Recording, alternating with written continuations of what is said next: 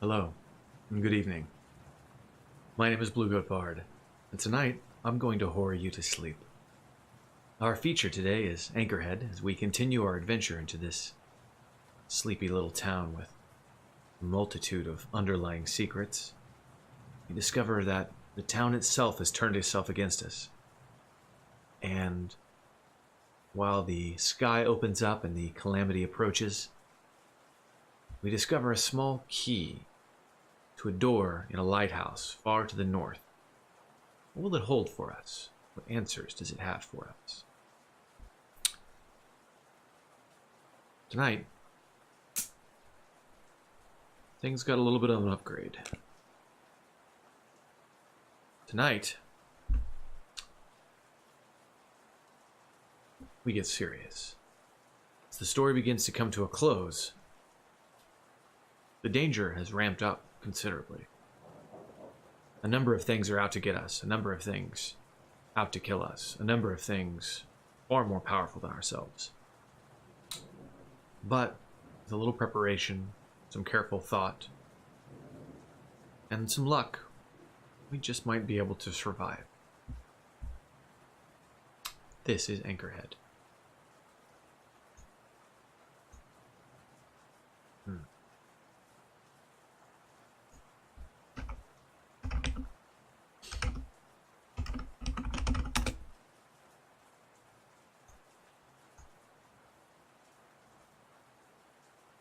Hi, Queen Elaine.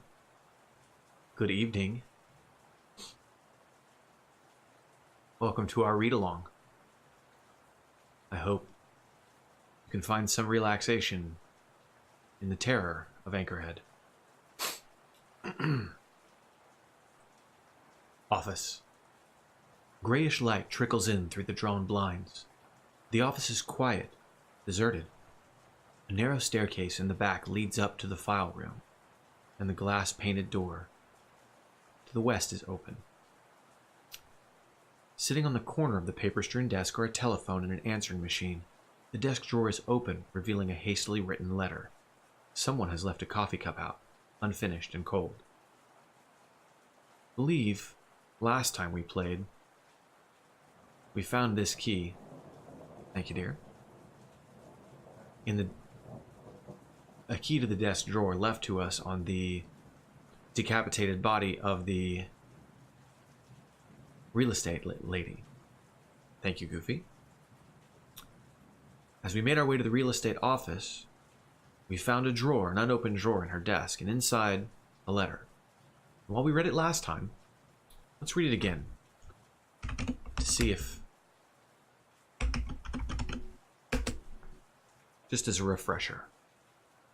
The letter reads, "My name is Claudia Benson. If you're reading this anywhere within the city limits of Anchorhead, then you need to know that your life is in grave and immediate danger." Thank you, Spritchard. I appreciate your support. "Most of the people in this town are members of a dangerous cult. They are fanatical and insane, and will kill anyone who learns their secrets. I received a phone call early this morning which I believe is a great threat to my life. I assume the cult somehow discovered that I was planning to divulge information to an outsider and now intends to silence me. From what I've been able to discover, the cult worships some sort of demon or god from outer space, which they believe visited the Earth millions of years ago and will return someday soon to rule the planet. Or maybe destroy it. I am unclear on the exact details, as there is very little information to be found. Unless the university is hiding material from me, which it very well may be. They believe that their god will return very soon. In fact, it is coming the day after tomorrow. They are building something in the old paper mill, some sort of device to attract their god's attention and bring him to this world. They are almost finished.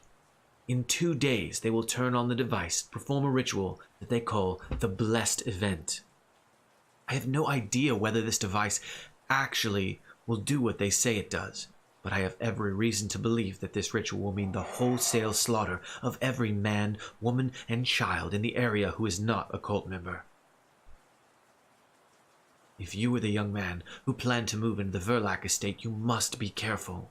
The cult is watching your every move. They will attempt to induct and brainwash you all, failing that, murder both you and your wife.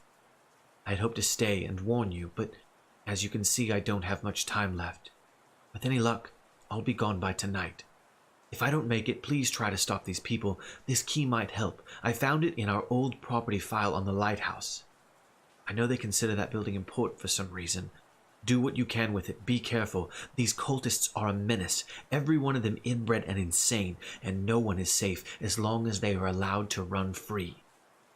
Good luck, Claudia Benson. You hear a fly buzzing around somewhere in the room. Now, unfortunately, Michael appears to be off his rocker, wandering about the house mumbling to himself. I don't know if showing him this letter at this point will actually do any good, but if we can somehow locate him, it might be good to try. Good. SWAT. Fly. You don't know where the fly is, you can just hear it buzzing nearby. Now, in the letter, it talked about the lighthouse file. I wonder if I were to go upstairs and check the files, if there would be some information on the lighthouse. So let's go upstairs. File room. Peering through the murk, you can make out the blocky outlines of filing cabinets lining the walls. A narrow stairway leads down to the office proper, and a window looks out into a fire escape to the south. The murk. It sounds as if our flashlight is not on.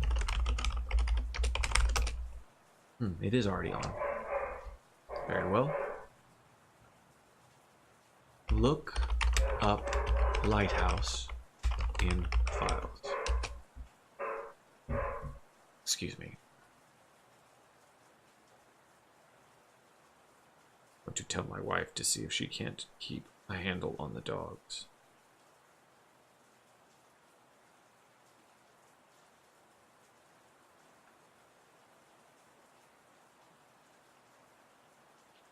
There. That should do that. Aside from the Verlac file, which is cleaned out, there's nothing in here of any interest to you. So, that's no good. So we'll go back downstairs. Now, I can try and go see Michael and show him the letter. He might be wandering about the mansion, but the last I checked, he made his way into the basement and I didn't run across him. So, I can either do that, or I can go check out the lighthouse to the north of town. Now, I checked it before, but couldn't get in there. I'll leave it up to you. Do I go back to the mansion, try and find my way around the murderous townspeople, or do I go north and attempt to get into the lighthouse?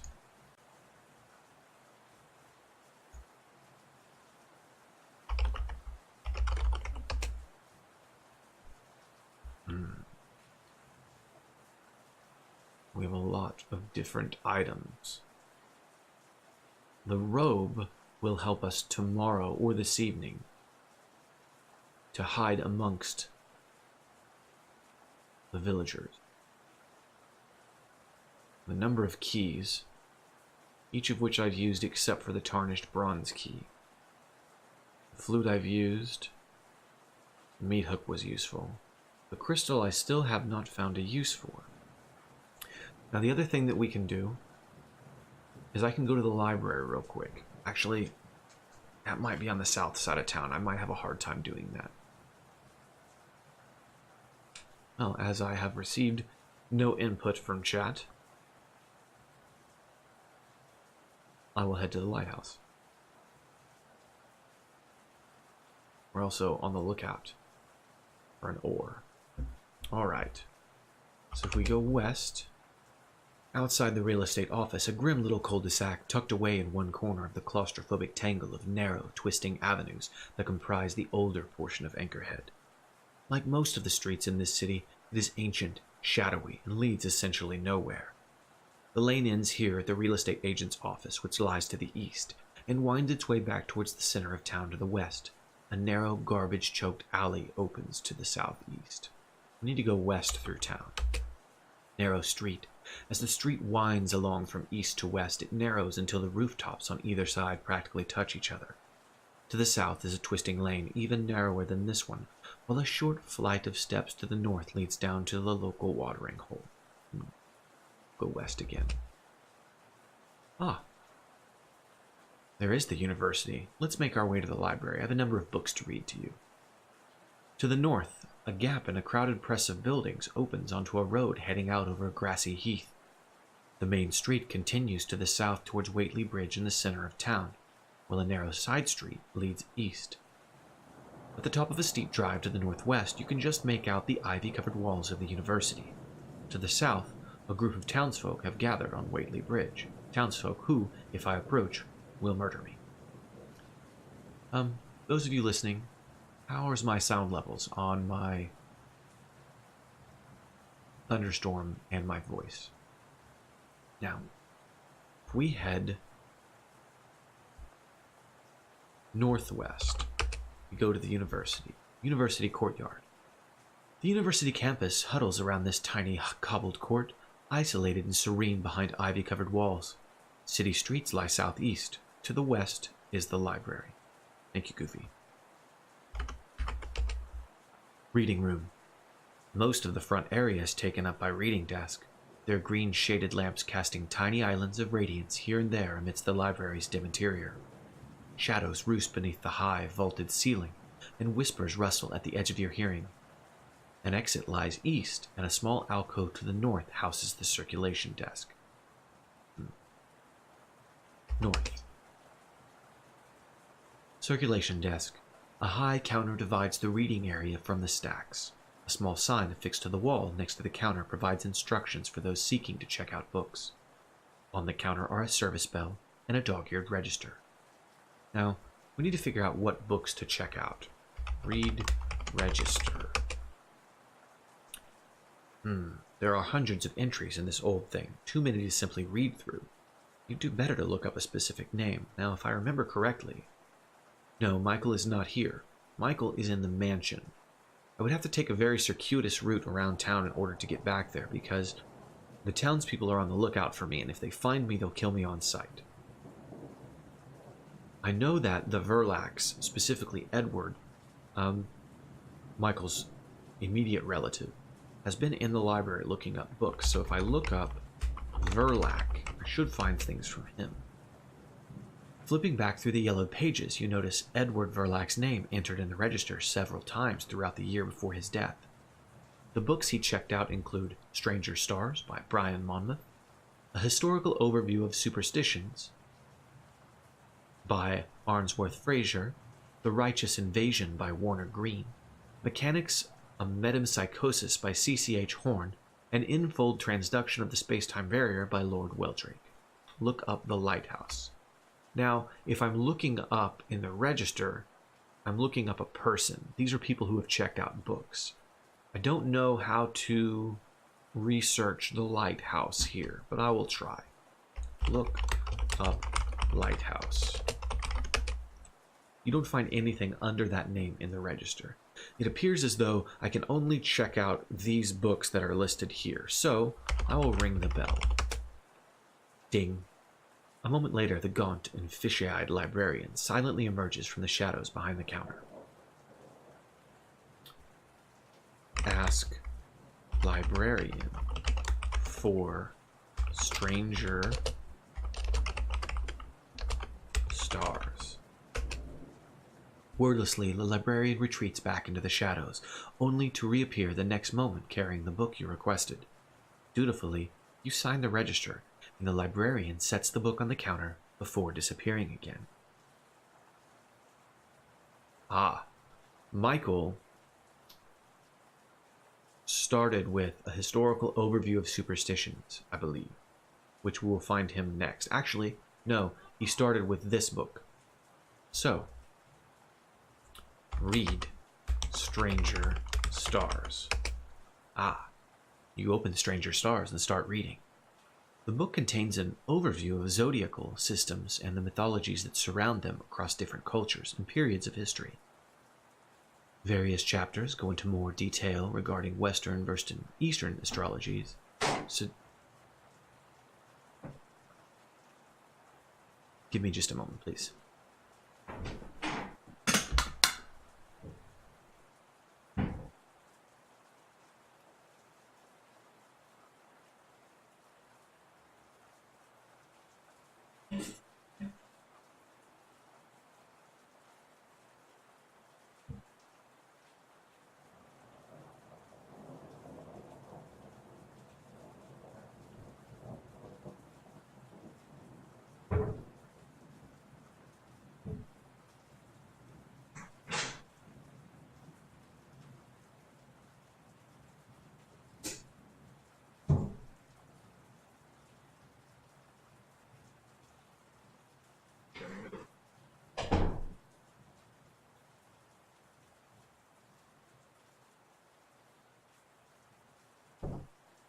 So that was entertaining. Oh, we had a lot of rain here in Oklahoma the last few days. And my smallest dog decided to run out into the middle of the yard and jump in a giant mud puddle. He is, from the shoulders down, caked with mud. So, my wife is currently giving him a bath. This is the second time today he's received a bath. You open Stranger Stars and start reading. The book contains an overview of zodiacal systems and the mythologies that surround them across different cultures and periods of history.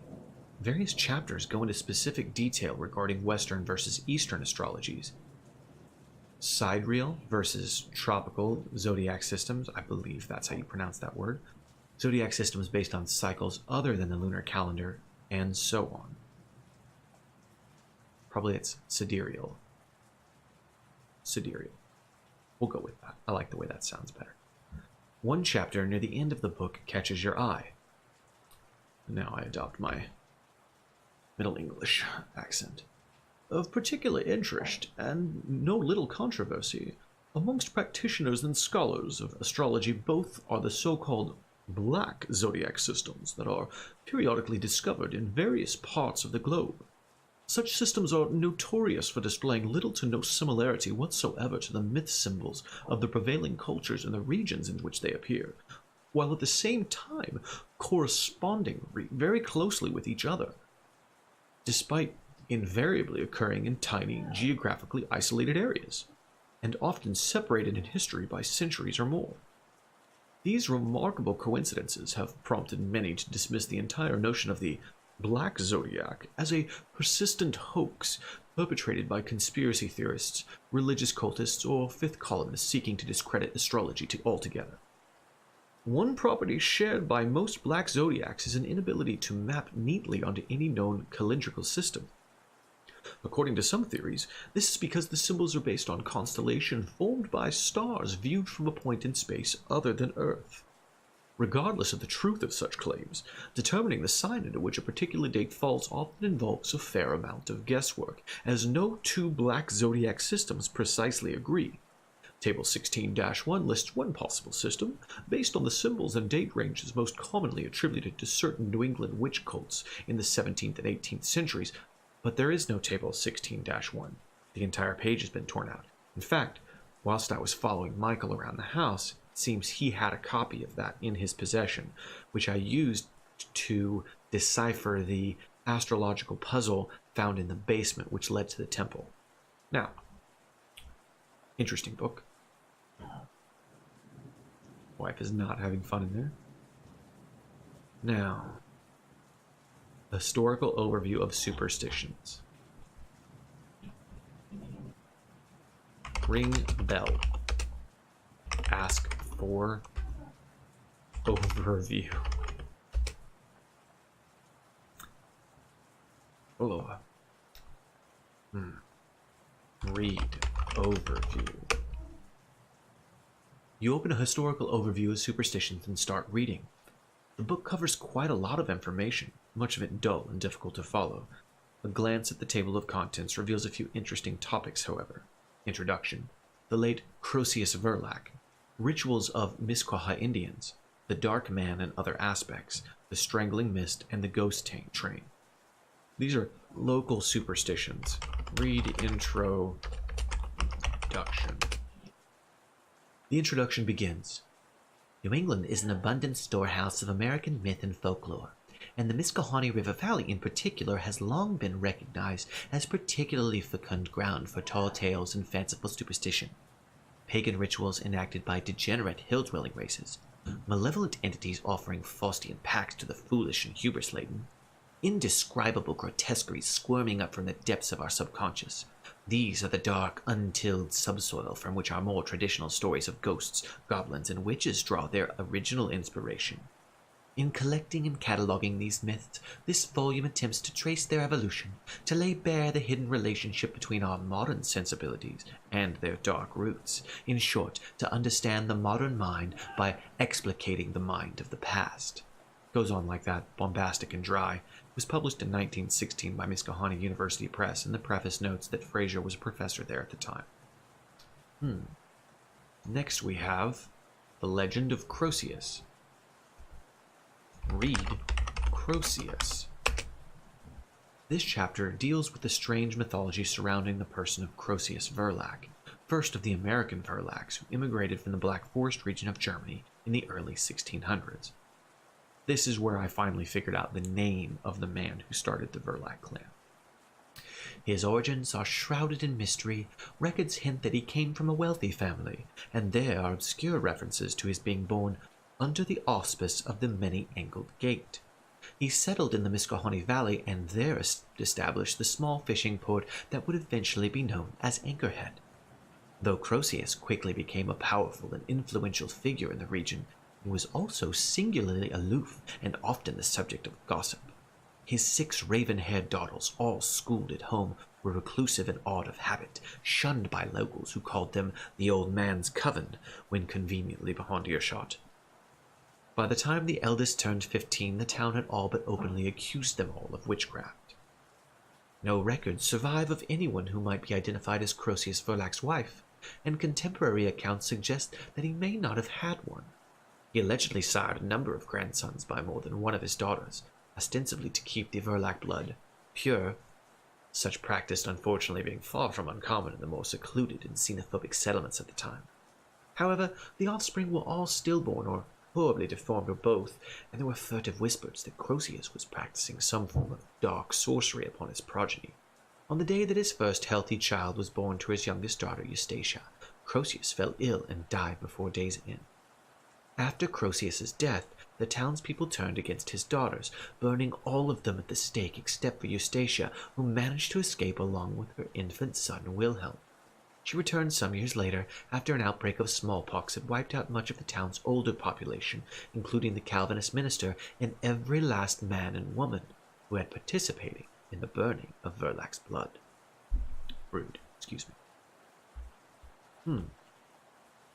Read Rituals.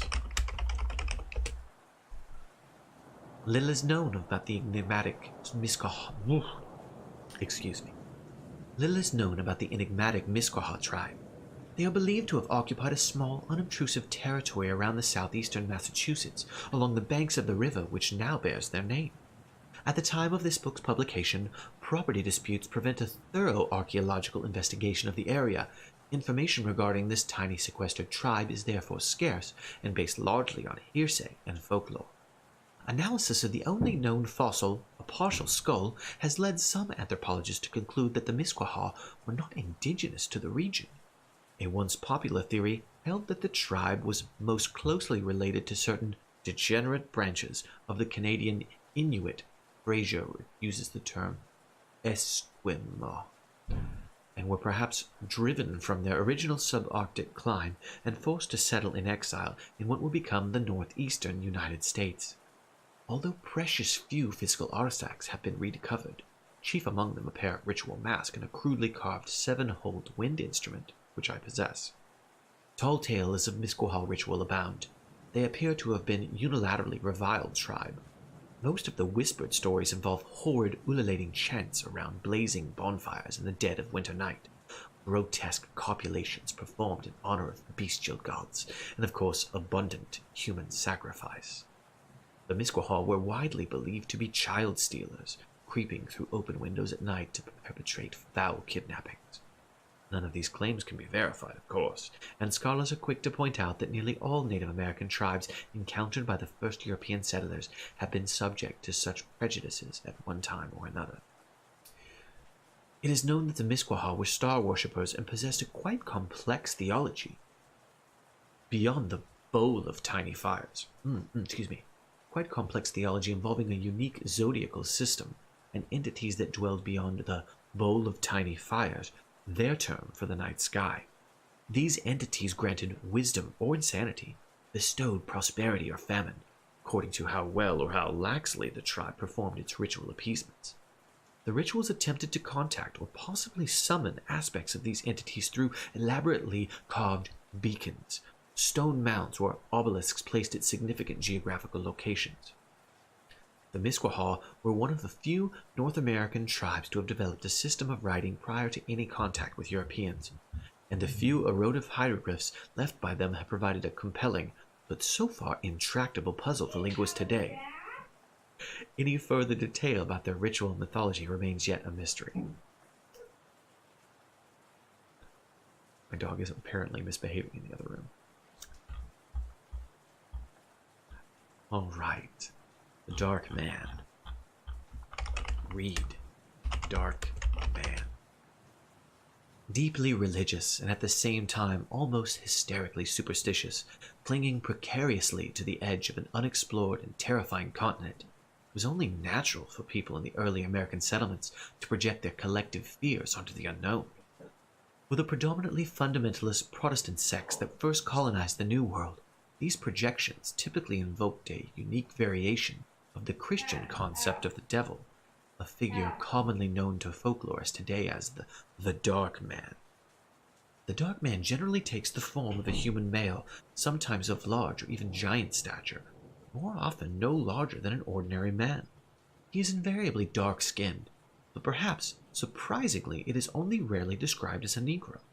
Rather, he is most often pictured with Caucasian features, but anomalously jet-black skin, thus combining the refined, cunning intelligence of the European with the base carnality of the African. He is regularly portrayed as the consort of witches. He has many names: Dark Man, the Grinning Man, Old Scratch, Crowhead, Spring-Heeled Jack, etc., but always his formal, biblical appellation, Lucifer or Satan, is scrupulously avoided, a holdover from the tradition that to speak a demon's name is to attract its attention and perhaps even summon it.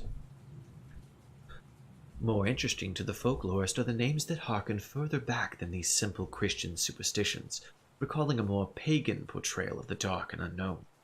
These tales, which inevitably originate from settlements of singularly remote and reclusive aspect, often bring out the more animalistic, nature-worshipping aspect of the Dark Man. He is sometimes pictured as being covered with hair, or having hooves instead of feet, resembling classical images of Pan. His names are more obscure: the Wicker or Wicca Man, a terrible movie with Nicolas Cage, by the way, the King in Tatters, the Black Goat with 1,000 Young. Therein lie tantalizing clues, offspring the enterprising folklorist still deeper glimpses into the collective unconscious.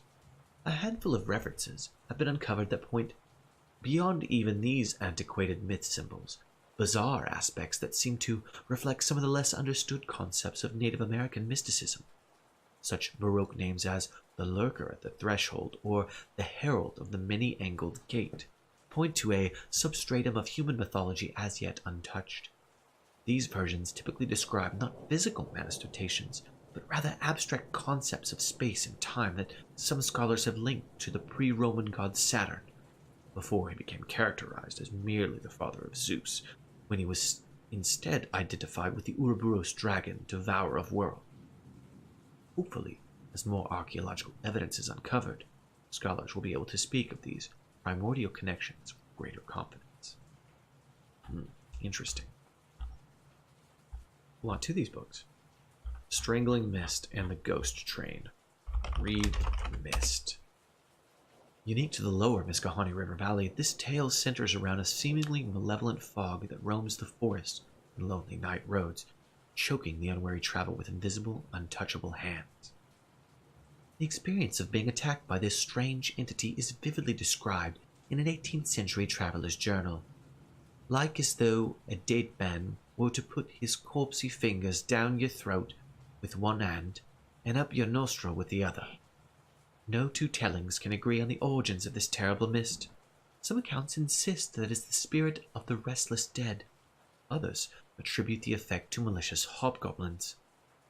Other versions implicate witchcraft, a pirate's curse, swamp fairy, the list goes on. Some of the more esoteric explanations seem to indicate that the legend was adapted by white settlers from native superstitions held by tribes indigenous to the Misquehanna region. However, there is no evidence as yet that the strangling mist existed in any form prior to the appearance of Europeans. Yet another colorful folk legend involves the reoccurring image of a ghost train, a spectral locomotive that materializes from nowhere, glides along the haunted track for a short period of time, and then disappears, mysteriously as it came. Interestingly enough, you can often hear the keening of a lonesome train whistle in the distance in Anchorhead. Yet, as of now, I have not come across any train tracks to be spoken of. This story did not originate among the first white settlers, of course. It only came into being after the advent of the steam locomotive in our burgeoning machine age. The earliest known recorded version of this story, in fact, is dated 1882. Nonetheless, the legend provides us with an interesting example of how the collective unconscious adapts itself to changing aspects of our culture, looking old symbolism at the trappings of new technology. Although many versions hold that the ghost train represents the ghastly echoes of a locomotive that was wrecked, derailed, and lost up a mountain pass being the most popular means of destruction. This is in fact a simplistic interpretation not seen until many decades after the myth originated. More intriguing and more useful to the folklorist are versions that explain the ghost train as a transport to the land of the dead, a modernized boat of Charon, ferrying damned souls across the shroud to the devil's newly industrialized hell. These are the versions which most faithfully maintain links to the traditions of the past and demonstrate the curious evolutionary behavior of the myth. In some of these tellings, the traveling soul must have a ticket to present to the grim conductor, a trope directly analogous to the ancient custom of placing gold coins on the eyes or beneath the tongue of the deceased in order to buy passage to the underworld. In other versions, living souls who ventured too near the tracks of the ghost train, made its nightly sojourn, would find themselves swept along, echoing the Germano-Celtic myth of the wild hunt, in which witnesses were compelled to join as either prey or hunter. Those who board the train, whether by accident, madness, or foolishness, are invariably carried back to whatever eldritch dimension from which the train originated. Tales of return voyages are rare, and generally held by those who pass them along to be apocryphal. Very interesting. Look up Verlac. That was superstitions. How about the righteous invasion? Ring bell. Ask for invasion. Sets the book on the counter before disappearing again. Read Invasion. It's a slim volume, published by Miskahoney Press in 1943. You open The Righteous Invasion and start reading. According to the introduction, the book's purpose is to give an objective account of the social and economic factors which led some of the early American colonies into violent conflict with the tribes of the Northeast, concluding with a transitional discussion of how the Indian policies which took shape early on evolved into Western expansionism and the doctrine of manifest destiny. The author, reflecting the more conservative decade in which he wrote, paints a more sympathetic picture of the European side of the issue than would be fashionable today. But for the most part, it seems an intelligent, thoughtful analysis. Glancing through the table of contents, you notice that there is a short chapter on the Miskaha tribe. Curious, you flip to the page. The fate of the Miskaha tribe is an enigma which may never be solved. Diplomatic relations with the original River Valley settlers seemed doomed from the beginning. Documents from the period paint the tribe as aggressively pagan, degenerate savages. Nevertheless, the settlers managed to hammer out a peace treaty of sorts with the tribal leaders, and the two groups led an uneasy coexistence for over a century. The exact circumstances which led up to the Battle of Chautauqua Bend in 1772 are unclear. One document makes mention of an uprising, although since as far as is known the Miskaha were never in a subservient relationship to the Anchorhead settlers, the use of this term is more puzzling than revealing. In fact, no evidence has yet been discovered to corroborate the notion that the Miskaha Indian initiated any sort of hostility whatsoever. What is known as this: the Battle of Chautauqua Bend took place in the dead of night. It was led by an erstwhile scion of the well-known Verlac family, Heinrich Verlag, and fought by some 20 town men who crept through the woods and ambushed the small tribe during one of its holy ceremonies. There are no lists of casualties. Although the diary of one soldier tells of many prisoners being taken, there is no mention of where these prisoners were kept or what was eventually done to them. No known document makes even the vaguest allusion to the Misquah Indians after 1772. From that date on, the tribe effectively ceases to exist. Again, I apologize for the barking dogs in the background. They will be the death.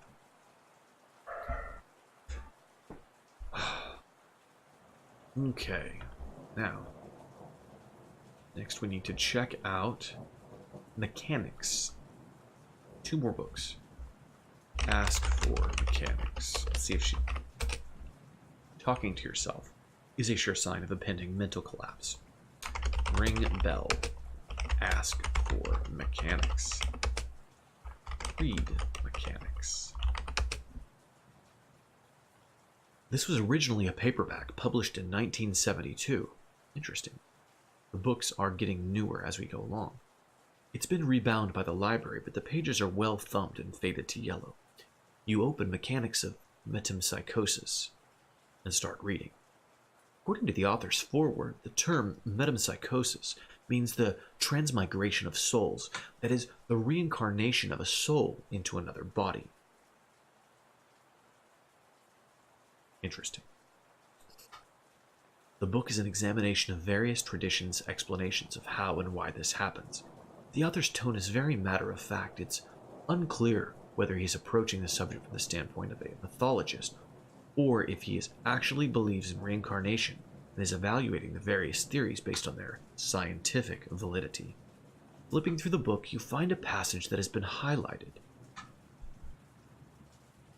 Among the tribes with a strong ancestor worship tradition, one often discovers the quaint notion that one may be reincarnated as one's own descendant. Attempts to determine whether the descendant shares a single body with the spirit of their ancestor, inheritance theory, supra, or if they themselves are in essence their own grandfather, identity theory, infra, often prove futile, since among primitives, concepts of self-identity are poorly defined at best. Often, there exists no word in their native language to discuss the idea.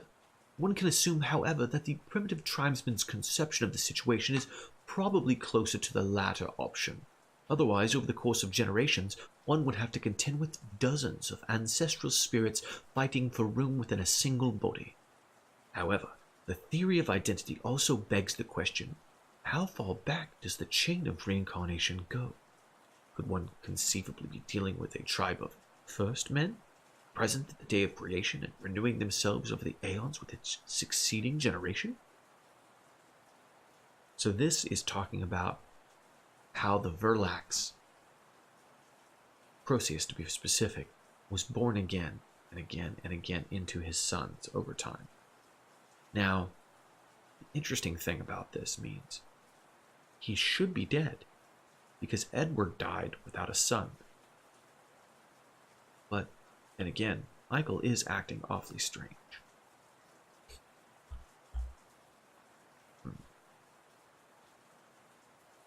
Infold transduction is the last one. Ask for transduction. Read transduction. A very thin chapbook, more of a tract than a proper book, self-published in 1918 by someone calling himself Lord Weldrake. You open Infold Transduction in the space-time barrier and start reading. The author claims to have made startling advances relating to a heretofore unknown medium through which energy can travel. As far as you can tell, he performed no actual experiments, and his entire thesis is built on extrapolation from his own creative reasoning. To describe it as a load of pseudoscientific drivel would be an insult to pseudoscience. One bit near the middle has been underlined with a ballpoint pen. Having established the existence of the in-space medium, we can then reasonably posit the existence of a special wavelength capable of traveling through that medium. We will call this form of energy, appropriately enough, in-rays. Due to the fundamentally extra-dimensional nature of in-space, in-rays cannot logically be located at any one point of the electromagnetic spectrum. They instead exist at every point along the spectrum, traveling perpendicular to it. Naturally, the practical ramifications of being able to transmit extra-dimensionally are dwarfed by the theoretical implication, whatever any of that means. Now, that tells us a little bit more about the setting. And it seems like the Verlacs have been studying these books a lot. But to what end? Let's go out.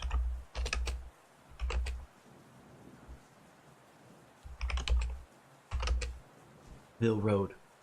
The road leads you across a field of gray, windswept grass. To the south, the jagged outline of Anchorhead's roofs cuts across the horizon. The road forks here to the west and east, heading toward the old mill in one direction, out to the seashore in the other. I explored both of these places in a previous playthrough. Didn't find anything. It is a different day, though. I suppose I could go back to the old mill. However, we know at this point that the cultists are attempting to perform some sort of ritual at the old mill. And right now the robe doesn't help us. The ritual isn't till this evening. I can't put the robe on yet without alerting them. So if I go there, and there are cultists there, they'll kill me. But let's check. We'll see. Let's save our game.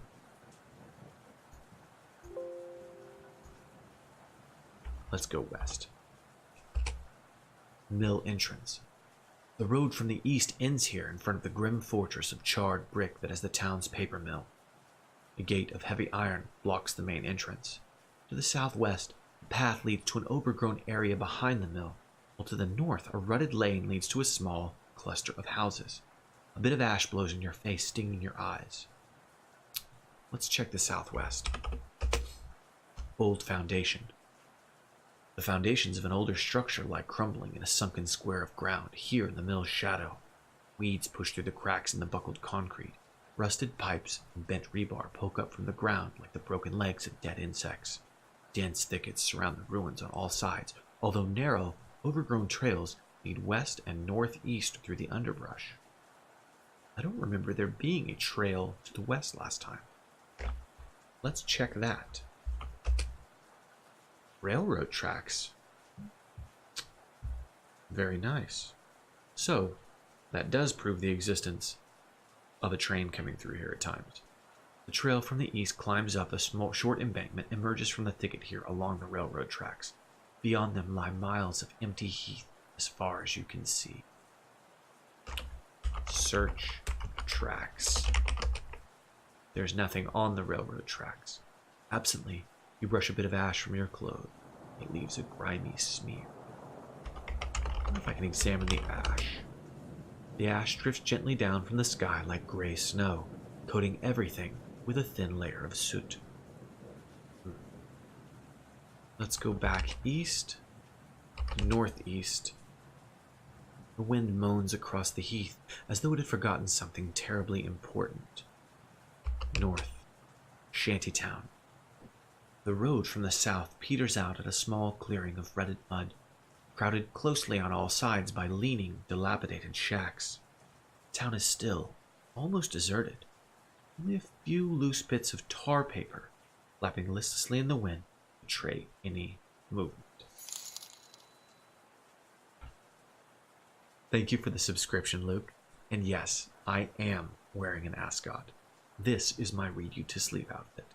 So, sit back, relax, enjoy the thunderstorm, and let me horror you into unconsciousness, sir. It's good to see you again. Now, I couldn't find anything in this shanty town before. If I examine the shacks,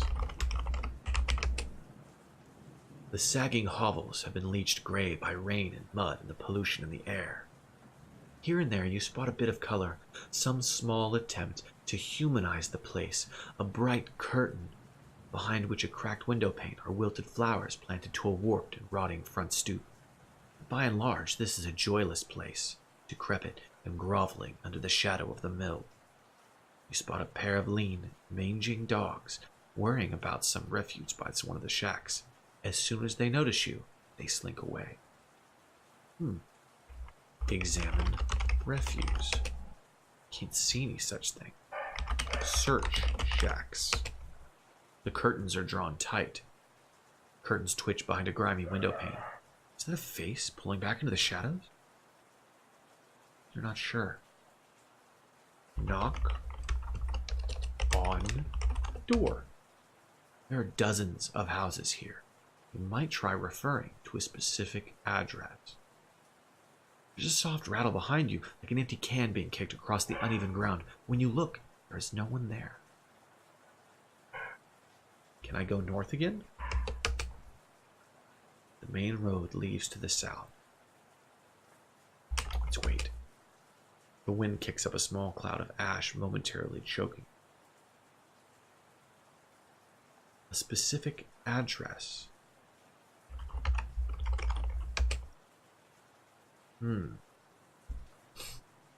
I don't know that I have anything. Read newspaper.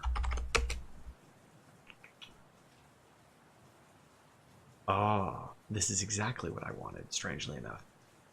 The front page story is about Jeffrey Greer, 8 years old, who was abducted from his home at 34 Milltown Road last night. Little Jeffrey is the latest victim in a series of abductions that stretches back for years and that authorities believe is the work of a single perpetrator.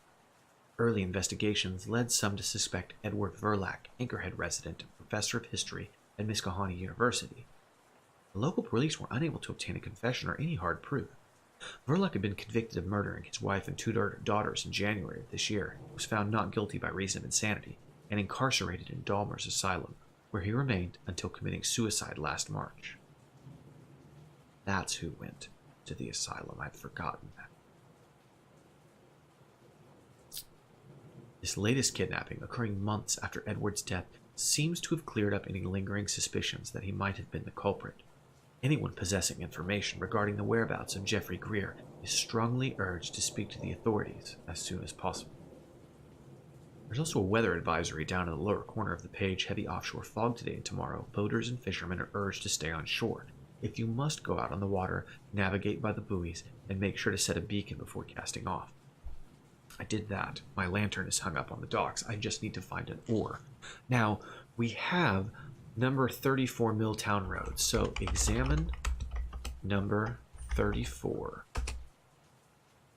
Run down and weather beaten, just like all of the others. Knock on number 34.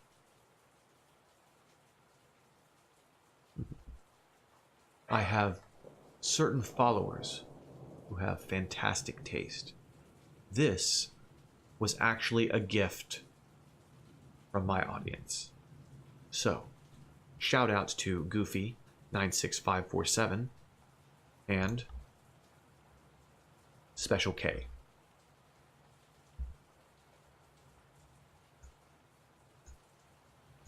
Now, after a moment or two of silence, we hear a furtive rattling, and the door opens a crack to reveal a woman's pale and haggard face. She stares out at you, a mixture of trepidation and mistrust. Say hello.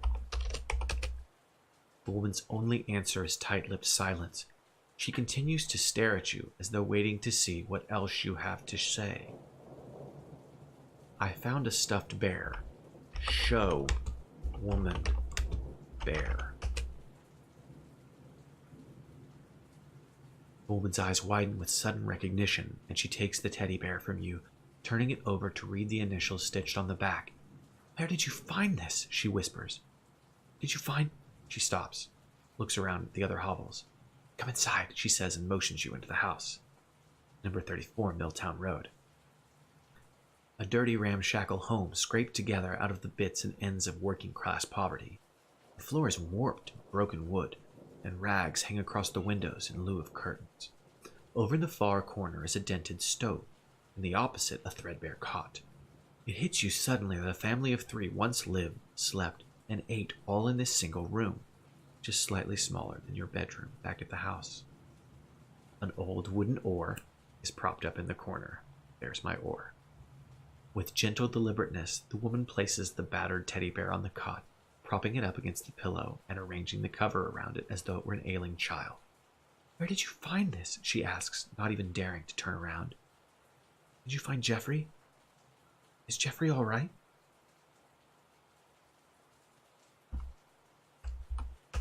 No. You cannot lie to her. You don't know where her son is, and he is very likely not okay. The woman nods, holding back tears. "It's all right. Thank you for telling me. Please, where did you find this bear? Just knowing that would help, I think."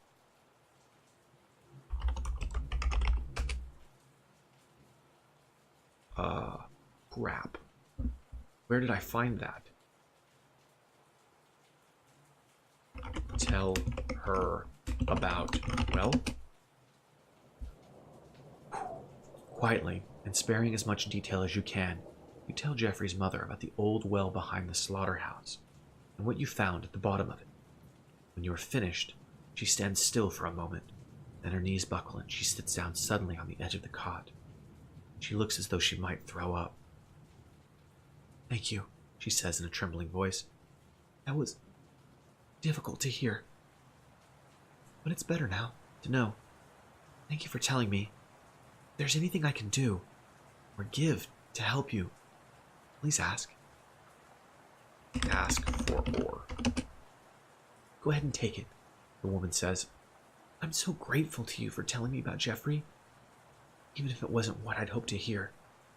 If I can help you in any way, I want you to have it." "Take ore." "I hope it's some use to you," the woman says. Look around.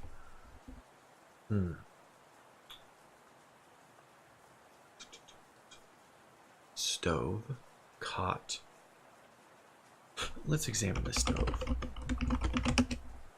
It's an old rusted thing, probably scrounged from a scrap heap somewhere. It puts out just enough heat to make this place livable.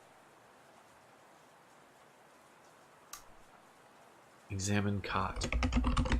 1 cot for 3 people. It hardly looks big enough to sleep on, even 1 person comfortably, and yet it's the only thing in the room approximating a bed. The woman straightens the teddy bear on the cot, blinking to hold back the tears. Let's try something. Hug woman.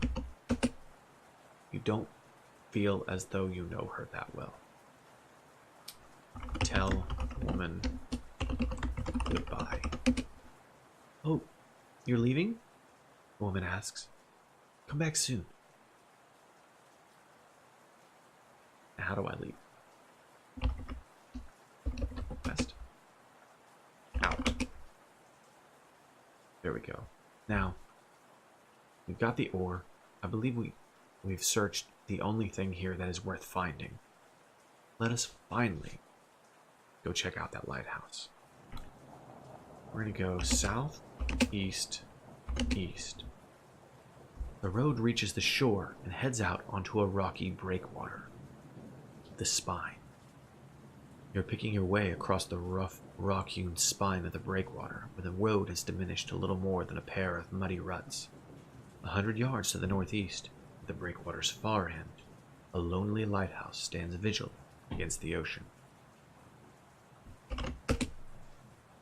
Foot of the lighthouse. You stand in a circular clearing among the stones, surrounded on nearly every side by the sea. Before you looms the lighthouse, a massive pillar of ancient, pale bricks, jutting defiantly at the sky. The road leads southwest from here. It looks as though a path leads around the outside of the lighthouse to the east. Set into the thick stone wall of the lighthouse is a bronze door. Another wave crashes against the rocks, sending a cloud of spray into the air. Now we can open the door. First, we're going to save our game. From what I've read, the further you get into this, the more often random, unavoidable deaths happen. Open door. The key turns reluctantly, and the door unlocks with a muffled clunk. Evening, Valendis. You're either up very late or up very early. Thank you. This was a gift from some of my viewers. Everyone has been amazing. I think I'm going to make this late night reading thing a thing. How have you been, sweetie? It's good to hear from you. With great effort, you managed to pull the heavy door open a few inches, enough to slip through.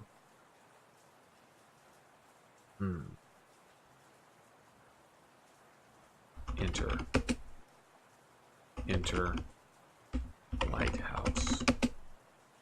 Service room. The inner workings of the lighthouse, all of the equipment and machinery have been cleared out long ago, leaving only an empty room with bare cinder block walls. Concrete steps spiral 200 feet up into hazy shadow. It's a long way. The bronze door to the southwest is ajar, throwing a wedge of dim light into the lighthouse interior. Thank you, Valendis. I appreciate your subscription.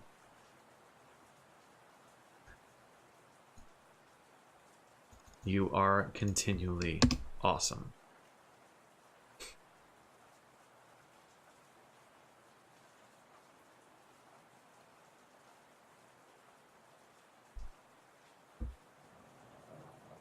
Huh. I don't know how I did that. I don't know. You did such a good job on that emote. I get so many props for that emote, Valendis.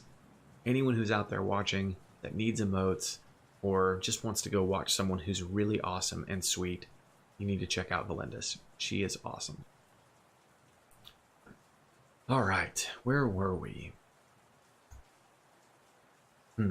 Inner workings, all of the equipment cleared out, empty room. I guess the only thing we can do is go up.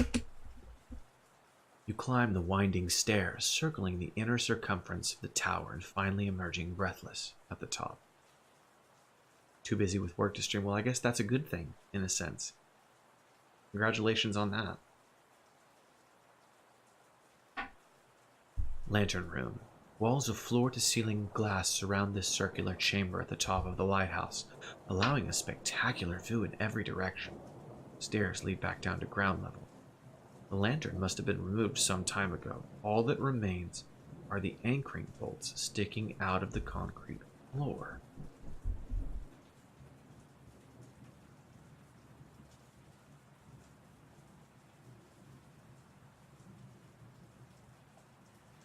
That's interesting. There's very little here to look at. Examine glass. Through the grimy salt-streaked glass, you can see in one direction the dying heath and the stunted cluster of buildings that is Anchorhead, in the other the vast, gray, undulating ocean.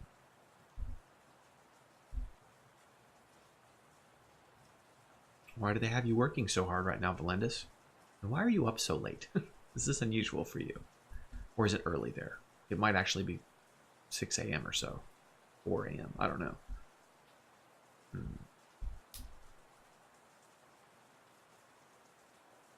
Examined bolts. Threaded bolts are each an inch thick and jut up nearly 6 inches from the floor. The beacon that they once anchored must have been huge. 2-hour nap.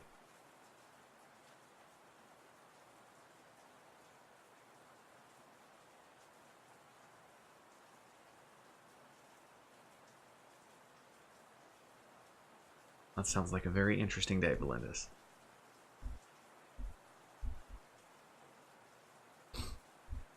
So why did I come here?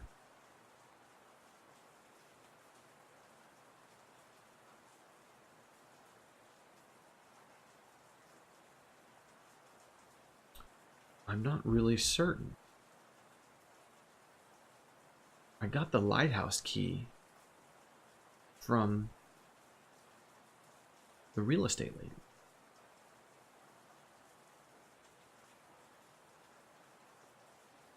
Thank you for dropping by, sweetheart. You have a good night. Get some rest. I'll see you soon. Sunday, hopefully.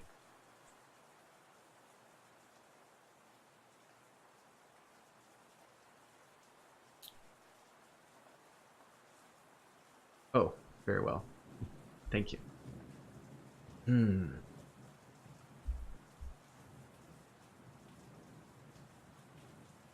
Go ahead. Thank you. I appreciate the lurk.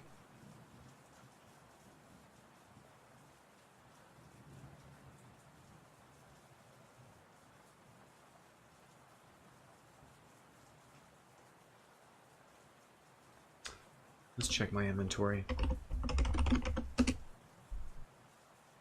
What's the point in coming here?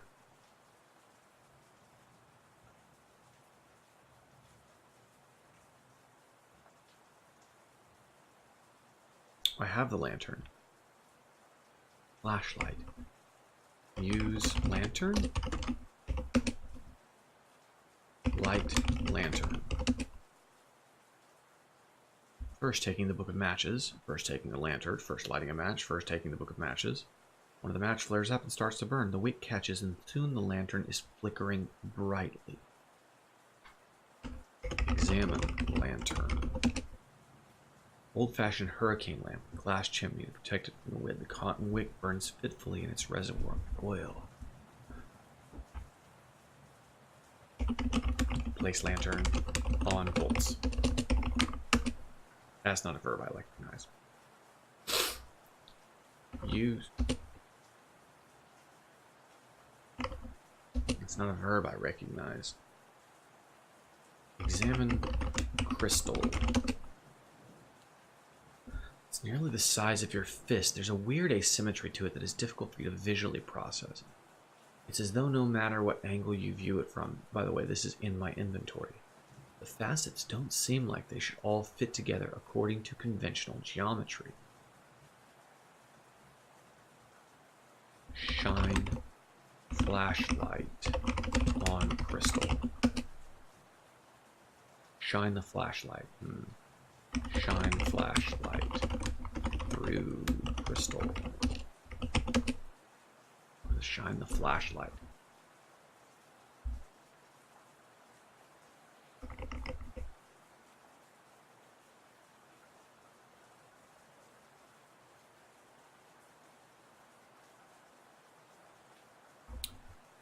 Place crystal on flashlight. A verb I recognize. I am perplexed. Unfortunately, from here I'm not quite sure what to do. I have the ore. I have the ore. Let's do that. Alright, I'm gonna get there fast.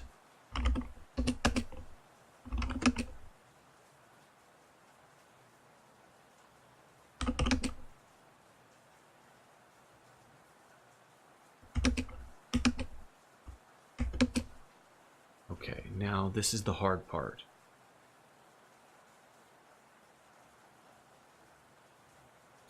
Because the ore is on the other side of the bridge.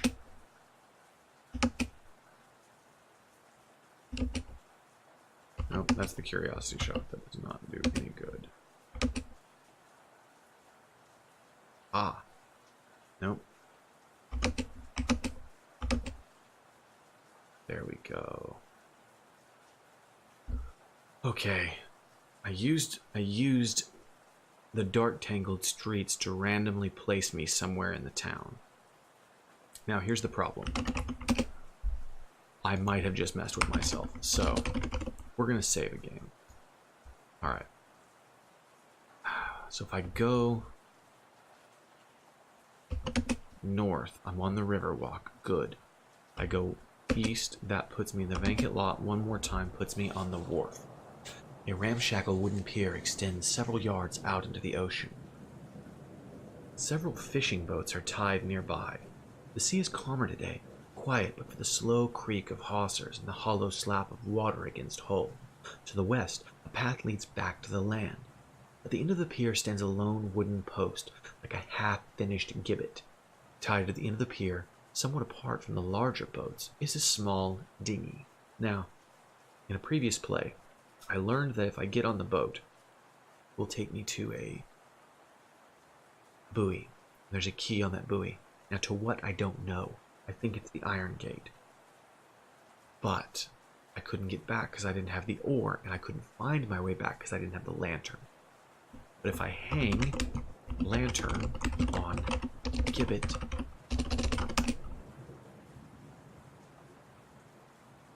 that gives me a point of reference, something to see through the fog. Put oar in oar lock. You slide the oar through the metal ring and lock it into place. Awesome. Enter dinghy. Oh, how do I spell that? Dinghy. Enter dinghy. You lower yourself carefully into the tiny pitching boat. Untie boat. You slip the knots holding the dinghy to the pier. Immediately, the little boat drifts out to sea with you in it. The current carries you further out to sea. Out to sea in the dinghy. You are floating far from shore, clinging to the sides of the dinghy as it rides the sickening swells. An impenetrable fog hangs over the water, obscuring vision in every direction except to the west, where you can just make out the faint glimmer of the lantern, lighting your way back to shore. Winning. Now, I need to find this buoy, so let's go east. You row for a while through the fog. You're floating far from shore, clinging to the sides of the dinghy, still making out the lantern east. Ah! An old rusted buoy rocks gently on the swells nearby. Chained to its side is a human skeleton. The cold wind blows harder, tugging at the hem of your trench coat. Examine. Skeleton. It slumps against the base of the buoy, legs dangling in the water. Birds and fish have long ago stripped the corpse down to sea-bleached bones, but it still wears the tattered remnants of a workman's coveralls. Search skeleton. In the pocket of the overalls is a long steel key. Perfect. Take key. I have died. Oh no. You've been drifting through the fog for some time before you realize that you can no longer hear the clanging buoy, which is strange because I was just there. The distant pinpoint glow of the lantern has disappeared as well. Time is difficult to measure out here, but it seems like it's been hours since you last noticed either. As the fog's uniform gray begins darkening to black, it becomes clear that you're not going to make it back to shore anytime soon.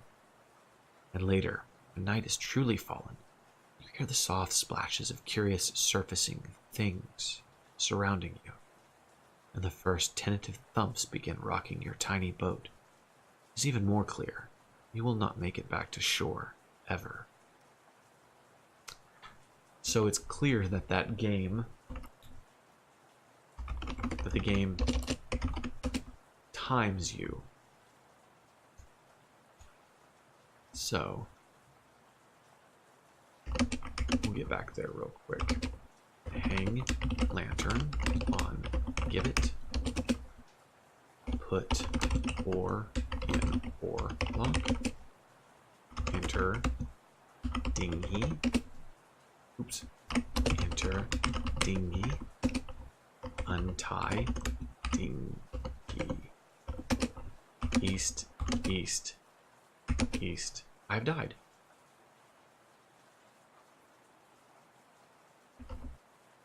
Undo. West. West. West. I'm back at the wharf. Okay. East. Wait. Wait. Ah, northeast. There. So it needs to tell me where it is so I can head towards it. east. Dang it. Oh, there's a new one. You've been rowing steadily for a while when something hits the dinghy hard enough to knock you off your seat. Seawater rushes in through a soccer ball-sized hole in the hull. A wave lifts the boat up several feet and slams it down again under the submerged shoal. You fly overboard and land on the rocks with a bone-shattering impact you cannot feel because the sub-freezing water has already completely numbed you. It's difficult to say whether it's the cold or the repeated blows to the head that cause you to finally lose consciousness. But by that point, you're well beyond caring. Your drowning is almost gentle by comparison. Okay.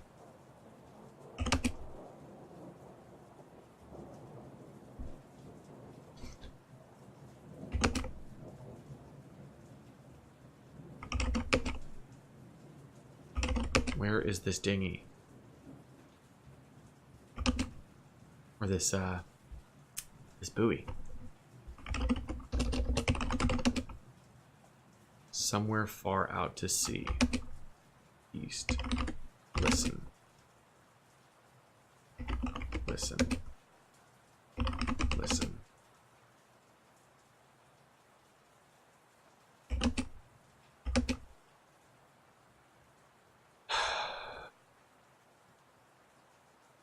Northeast. Northeast. I have died. Dang it. Okay, finding this is annoying.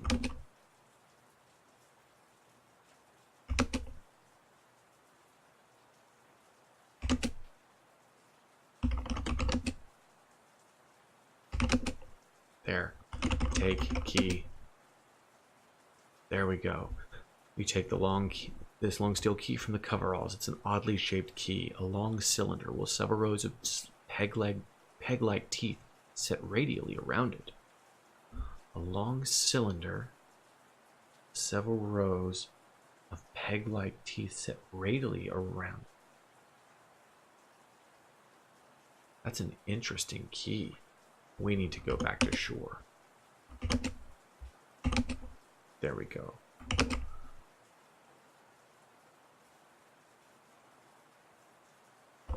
Undo.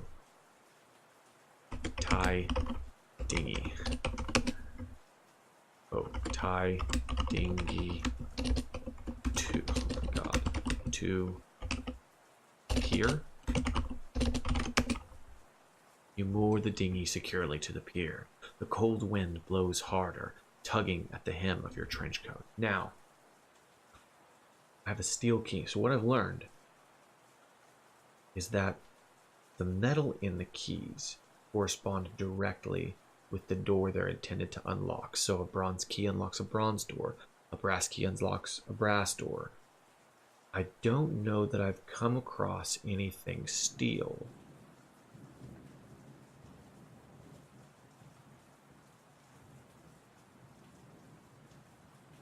But I only have about 15 more minutes left of stream, so I can kind of use this to explore.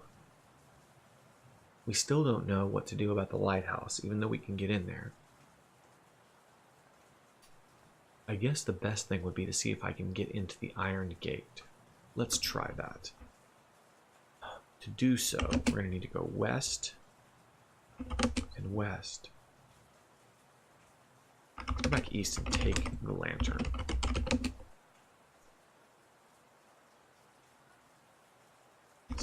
Snuff lantern. Turn off lantern. Oh, there we go. All right. So we go west. We're in the vacant lot. Okay, so in the river walk, I can go down, which takes me under the bridge. Whately Bridge arches overhead, casting this little concrete ledge into deep shadow. At your feet, the dark waters lap quietly against the stones with a hollow, subterranean sound. Stone steps to the southeast lead back up to street level. Now I know on the bridge is an angry mob waiting for me, so I can't go that way. An old manhole cover is set into the embankment under the bridge, open to the darkness below, but I can get around them. Sewer tunnel. The air is damp and moisture drips from the rusted pipes overhead. There we go. Fetid water flows sluggishly through the shallow channel running through the middle of the tunnel. A raised walkway to one side provides somewhat drier footing. Following the channel to the south, east, and north, a set of iron rungs embedded in the wall leads up to an opening in the ceiling, letting in a column of dreary daylight. Part of the wall on the other side of the channel is collapsed, revealing a jagged passage leading southwest. This allows me to get back to the mansion. Now, should I be able to find Michael, I might be able to show him this letter.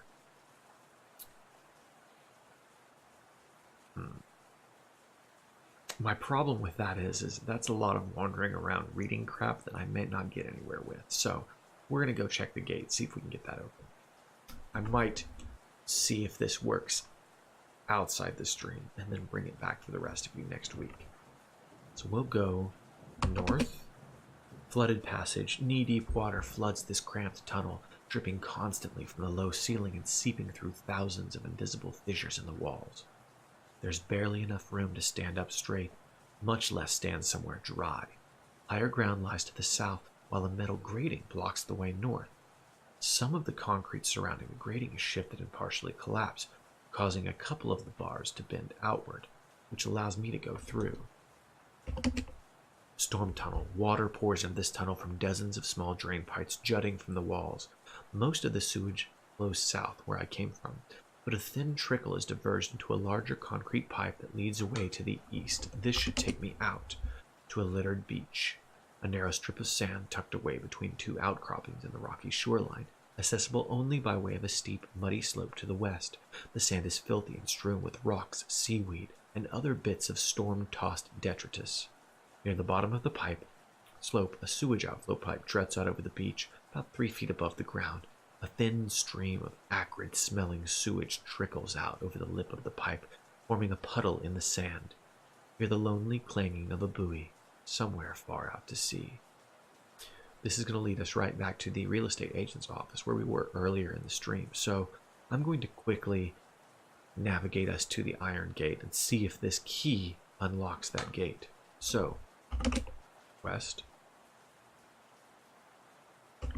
northwest, west, west, north, west. Mill entrance. A gate of heavy iron blocks the main entrance.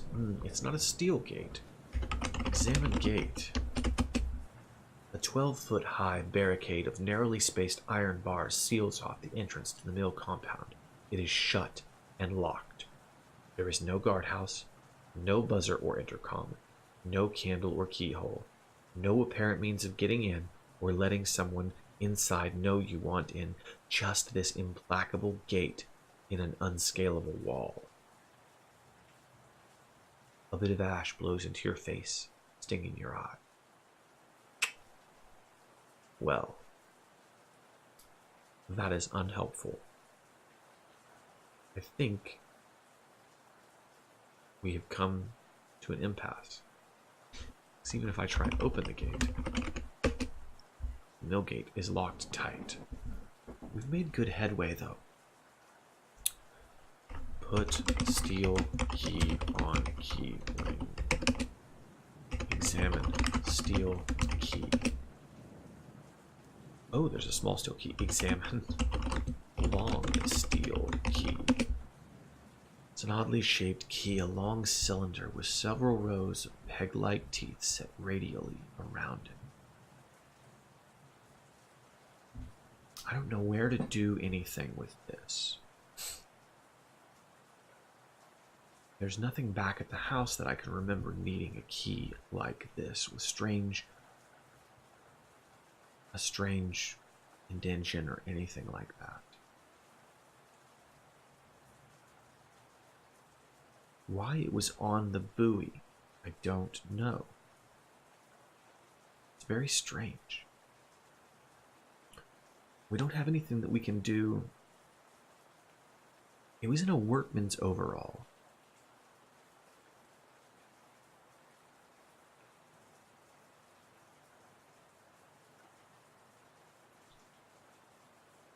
Where would a workman go? I mean, everywhere that I've been, I can't imagine where a workman's overall would go.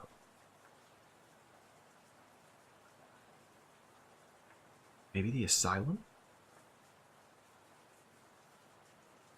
Let's go to the asylum real quick. If I can remember where it is. Okay, east, south, east, south, west.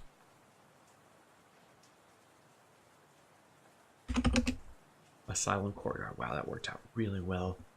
This tiny, shadowed court is dominated by the grim edifice of Dahmer's Asylum to the west.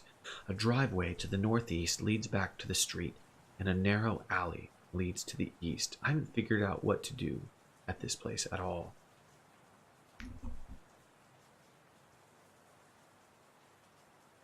West.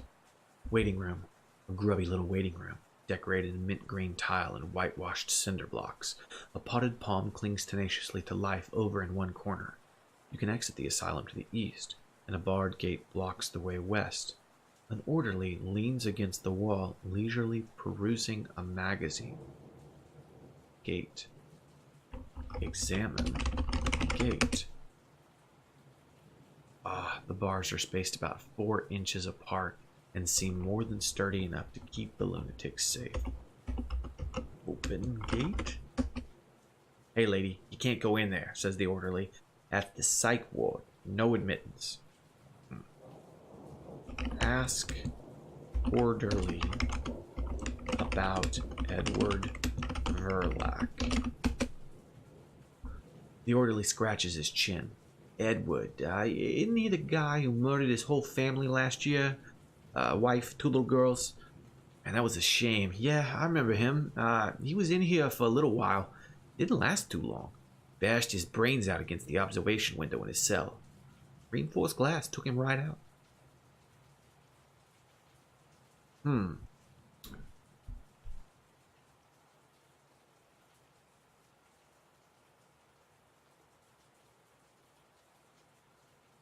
Bashed his brains against the observation. Show orderly long steel key. Glances, whatever he says, grunts with pain as he shifts his weight from foot to foot. That's right, he's got plantar fasciitis. I don't know if I can help him. Stomp orderly foot. Kick orderly. Violence is not likely to help here. The orderly yawn. Examine orderly. He's a burly guy with a shaved head and squinty eyes. Not exactly friendly looking, but at least he doesn't set off your alarm bells the way virtually everyone else in this town does. He mostly ignores you in favor of his magazine. Hanging from the orderly's belt is a large key. Ask orderly for key. Ask orderly for orderly's key. Gives you a withering look. Forget about it.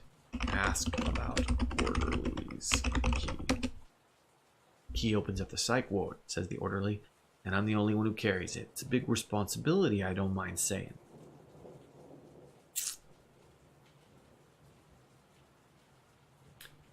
Ask about magazine? I'm on my feet literally all day, he explains with a shrug.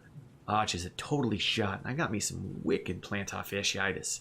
I like to keep an eye on latest developments in orthopedic inserts, physical therapy, that sort of thing. I don't think I have anything that can help this guy. I don't know if I even need to, but I kind of want that key so I can get in the psych ward. But... inventory. I don't think I have anything useful to show him. I can play the flute. Play flute. Play flute. Place your fingers as best you can and blow into what you guess is the mouthpiece.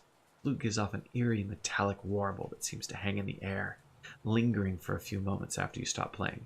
The orderly makes a face. You mind, lady? I'm trying to read here. Dog's gold locket. Show orderly faculty card. He doesn't care.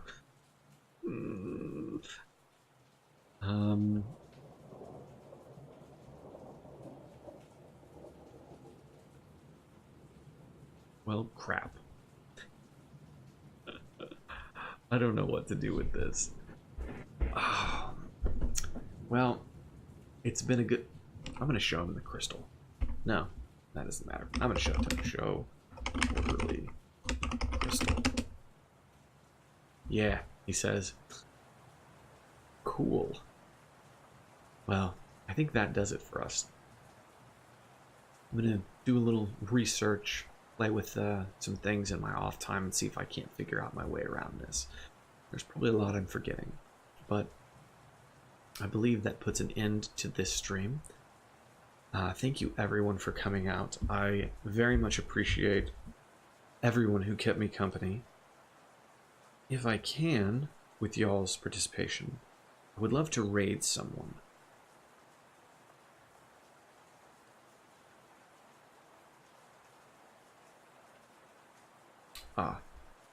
Here's a friend of mine who is currently playing